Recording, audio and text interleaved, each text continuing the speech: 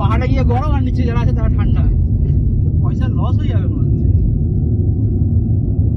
বৃষ্টিতে গাড়ি চালানো সব প্রবলেম হয়ে যাবে পাহাড়ে।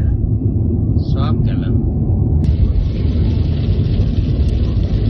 যা সুজিতা, বৃষ্টি তো চলে আসলো।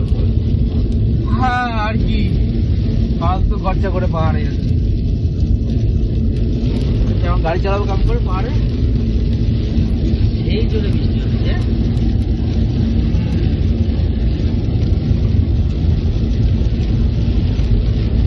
যাক বৃষ্টি হচ্ছে ভালোই লাগছে, খারাপ তো লাগছে না।